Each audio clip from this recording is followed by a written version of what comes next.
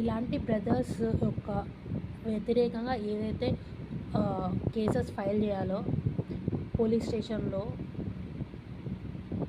ఏ sections కింద ఏ రకంగా file చేయాలి, ఉమెన్ హెల్ప్, ఇవన్నీ కూడా రిలేటెడ్ థింగ్స్. ఆ అమ్మాయి ఫైల్ చేస్తే ఏమేమి జరిగాయి, ఎలా జరుగుతుంది, everything up to date upload చేస్తాం. ఎందుకంటే మన యొక్క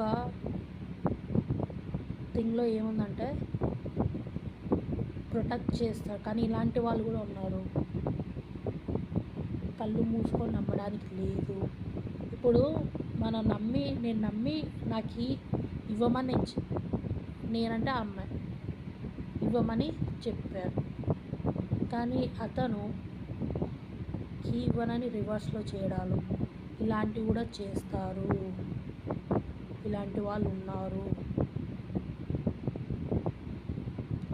అండ్ ఇంకోటి, చాలామంది ఇలాంటి వాటిని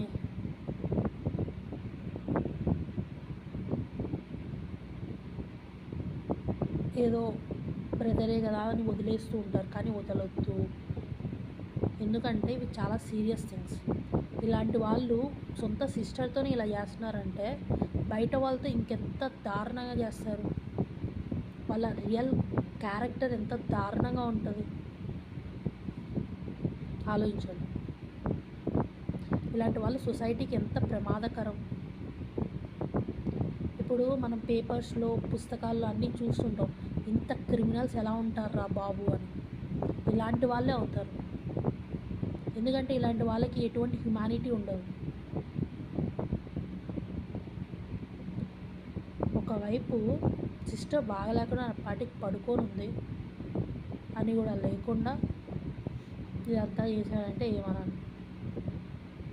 వాళ్ళ సిస్టర్ ఎంత మంచిదంటే వాళ్ళ పేరెంట్స్ అతన్ని ఇంటించి బయటికి వెళ్ళిపోవని మార్నింగే, కానీ తను సెల్లే ఎందుకు ఇంట్లోనే ఉండు, నువ్వు సపోజ్ వెళ్ళాలో లేకపోతే పర్లేదు ఇంట్లోనే ఉండు అని కూడా చెప్పిందంట.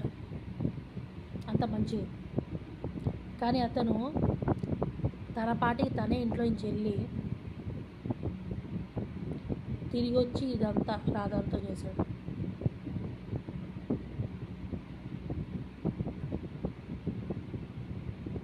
కనీసం బ్రదర్ కాదు, హ్యుమానిటీ పర్పస్ అయినా ఎవడైనా ఫుడ్ గురించి అడుగుతాడు.